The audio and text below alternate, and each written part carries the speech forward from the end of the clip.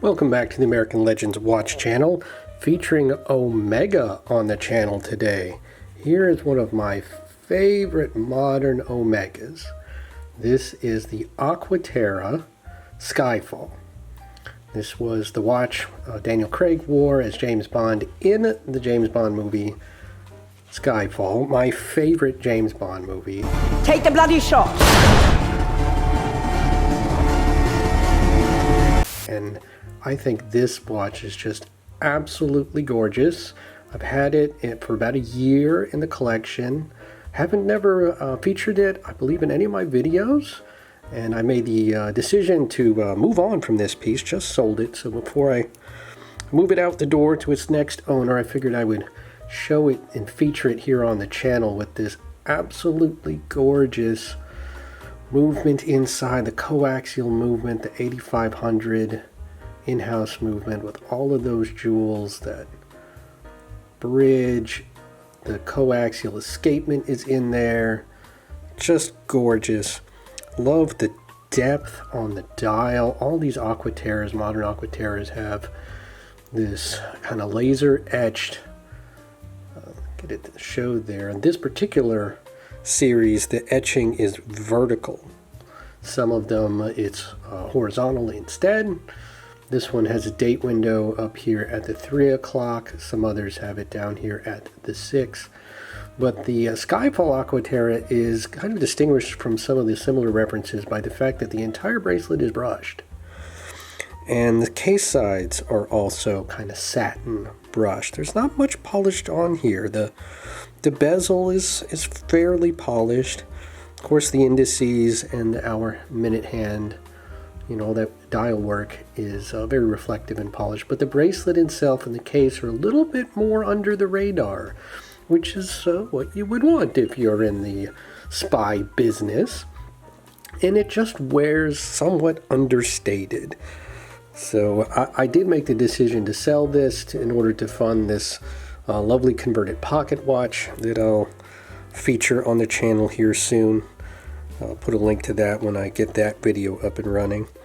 Also have on the table here my other two Omegas right now. This Teddington from around 1950 or so, my gold, solid gold dress watch.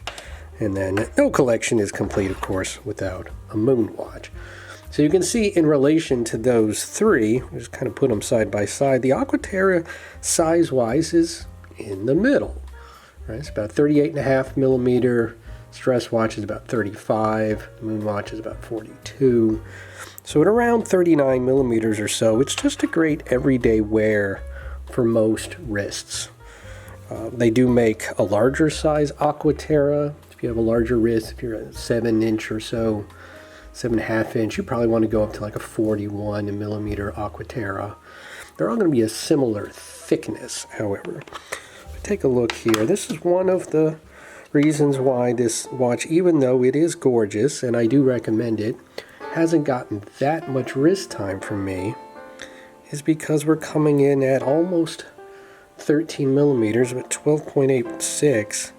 For an everyday watch, that's a little thick. And it's a little heavy, especially on the stainless steel. It's very fluid, very nice, solid bracelet. But in stainless steel, that's a fair amount of weight. I did experiment it on a leather band, which was beautiful. But compared to my other dress watches, again, kind of heavy and kind of thick. So I never really did bond with this as my everyday watch. But when I did wear it, it tended to get some nice compliments. The polish on the indices and the hands really does catch the light nicely. You have a very effective AR coating on the crystal, so the glass just kind of tends to disappear. Even against my window here, it's not picking up too many reflections. There's a problem in this lighting right here, but very masculine, but very elegant. A great one-and-done watch if you're in the market. Should also mention that the time setting and date setting function on here, on these 8500 movements, they have this really cool feature where when you unscrew the crown, which is a 150 meter water resistant case with the screw down crown. So you got to unscrew that, and then when you pull it out to the first stop, it adjusts the hour hand back and forth, left to right, which I'm sure is very handy if you're a international traveling spy and you're constantly changing time zones. But this is also the way that you have to set the date. So you have to manually go past 12 o'clock, and there we go. Here we get a date change to 18. And then we have to go all the way around noon, and we have to go all the way around again to 19, and so forth. So there is no quick set on the date. So FYI, that was a little bit of a surprise to me. I'm sure I'd heard that, but it wasn't in my head to expect that. I knew it had this feature where you could advance and go back and forth on the time. And notice the second hand doesn't stop when you do that, because it's really just for changing time zone. If you do need to set the minute and the second hand, you can pull it out one more stop, and now it's hacking, and you can set the hour and minute hand while the seconds stays the same. And I do wish that they would move away from these butterfly style clasps, which do not have any micro adjustment.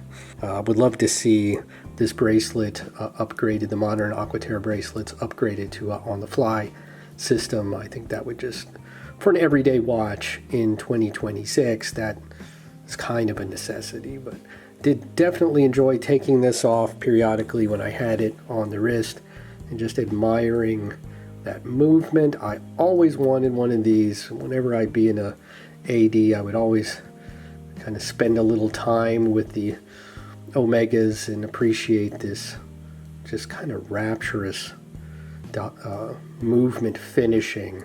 For the price point, really, you're not going to get any better than this. Speaking of prices, of course, they don't make this particular Aqua Terra anymore, the Skyfall.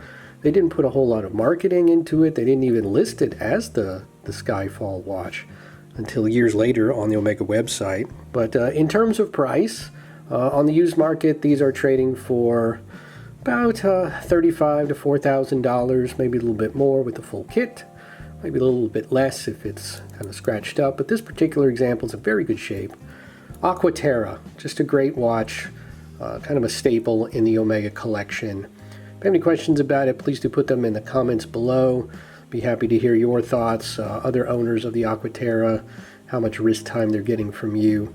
But in the meantime, God bless, and have fun out there.